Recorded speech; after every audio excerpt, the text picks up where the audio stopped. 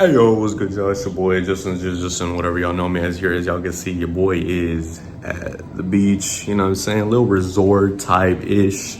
But yeah, your boy's gonna be doing this little mini rant on Fraudnelo. Alright, so when it comes to Fraudnelo, by the way, shout out the White Sox, even though they've lost for 3 years in a row, about 100 times a season, shout out to them.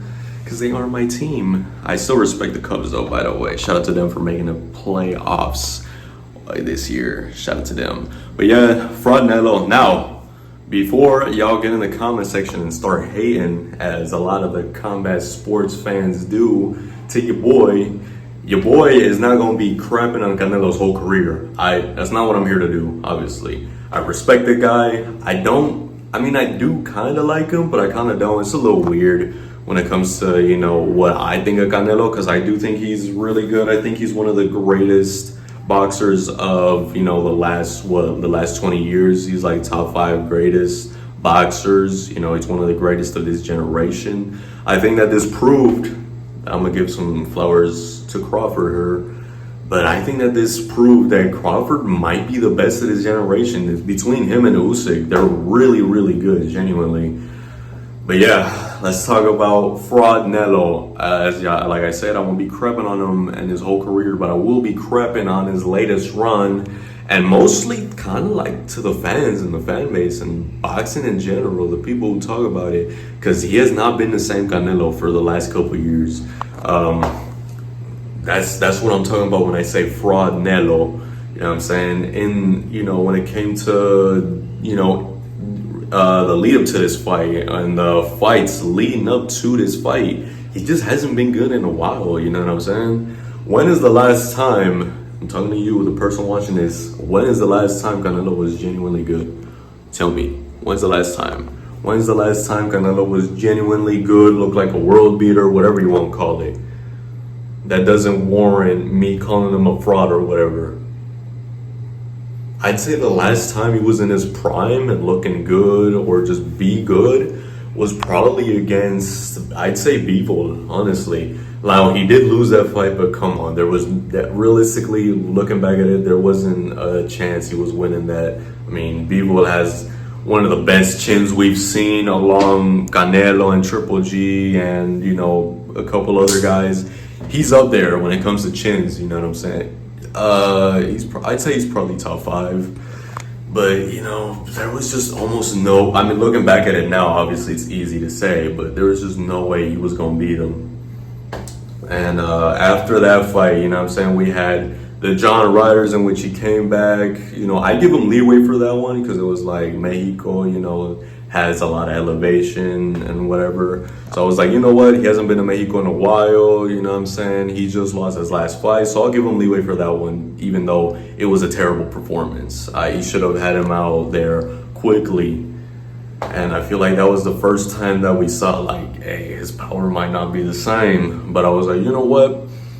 Afterwards, he had knocked down a couple opponents, you know what I'm saying? But the killer instinct wasn't there. And I forgot to mention that.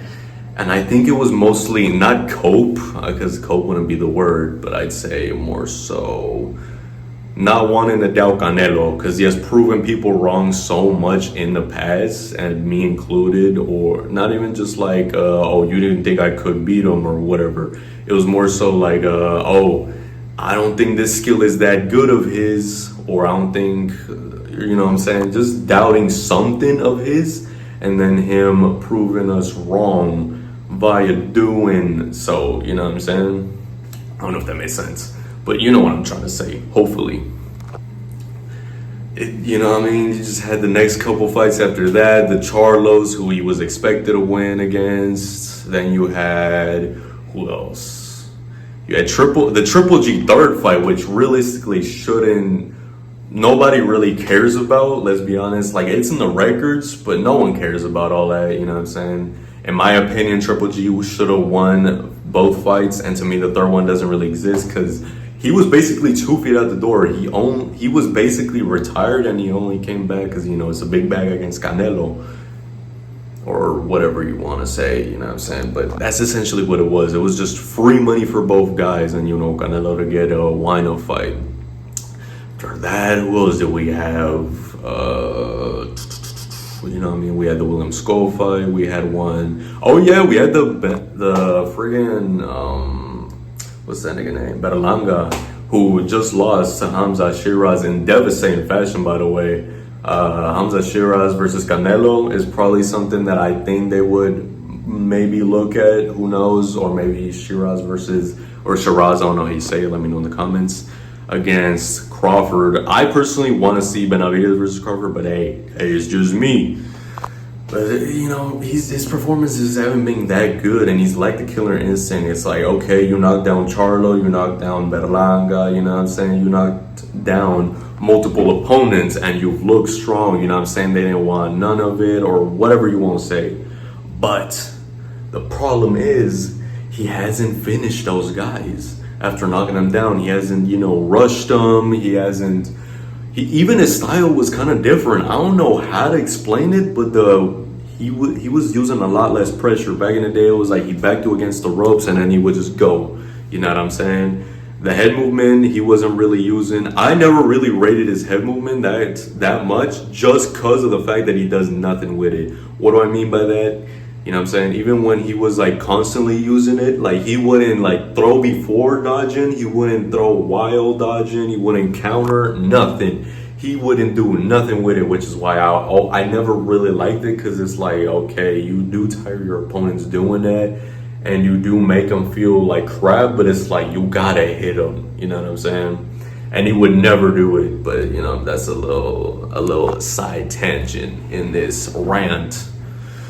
As far as Fraudnelo goes, it's all of that I mentioned. Just a lot of skills haven't been the same, and a lot of people refused, me included, to mention those things. And I think it is, like I said, mostly because it's like when you doubt a guy so much in the past and he proves you wrong time and time again, you don't want to doubt him. And someone who is a top 5 great in the last 20 years, a generational fighter, or maybe, not generational, however you define generational, you just don't doubt those guys, you know what I'm saying? And I think that my voice is shaking a little bit, because this is my second time recording this video, because I went off on too many tangents last time. So yeah, that's why my voice is a little bit messed up right now. But essentially, to finish off this video, there's just a lot of things I've been missing. I talked about in my last video, the movement wasn't good enough. And even Canelo said himself, like, hey, I'm too old for this now. Like, my body wants to do these things, but I just can't do these things anymore. Like, my body just won't let me. You know what I'm saying? In my mind, I can beat him. I can, but I just can't do those things no more. I'm just too old. And it was a little heartbreaking, bro. I saw it on TikTok, man. It was a little heartbreaking, because it's like, if that was you or anybody that you'd be like, damn, nigga. You know what I'm saying? But it is what it is. And the reason why he feels that is because he doesn't fight too often. You know what I'm saying? At least not anymore. Back in the day, he used to fight a lot. And when you have so many fights under your belt, at around, I'm gonna use Chavez for example, the greatest Mexican boxer of all time, by the way, who a lot of people are saying wasn't for a couple of years now, even before he was undisputed, before Canelo was undisputed. In my opinion, Chavez is not only the greatest Mexican boxer of all time, but he's the greatest boxer of all time. 90-0, you know what I'm saying? Well, not 90-0, but 90 fights without losing. He went 89-1 before he got his first loss. Crazy. You know what I'm saying? Crazy. Nobody's gonna do that. Not for the next millennium. You know what I'm saying? And I don't genuinely believe it, but I think that for probably the next 20 years, nobody's gonna be able to do something like that. The only guy who I believe could do it is a guy like Benavidez, if he plays his cards right, or a guy like who's that one heavyweight kid that just beat Dillian White, that guy. I think those are the only ones right now with potential to do so. But where I was going with the age thing before I went off on this side tangent, I was going to say, like, when you have so many fights under your belt, your body grows older. Maybe not like as like a normal person type of older, but like in the sport, you're just not able to do good as you used to be because of all the training camps and all the fights. It just wears down your body a lot more. Yes, it's great to be active, but also, you know what I'm saying, it's just different for a lot of people. And I think that, you know, like I said, Chavez is a perfect example of that, where he became old at 33 because he had 90 fucking fights. Like, who does that? I'm sorry for swearing, but who does that? 90 fights at 33, that's crazy numbers. You know what I'm saying? And I think that's just the thing of, like, age just caught up to you, which I mentioned in the past, you know, for fight predictions of like, oh, I think that this guy is going to become old, you know, for this fight, you know, just randomly from his last fight to this fight. And I've been saying that for guys and, you know, things of that sort, you know what I'm saying? Or like, I hope he doesn't turn old from, you know, from the last fight to this fight and stuff like that.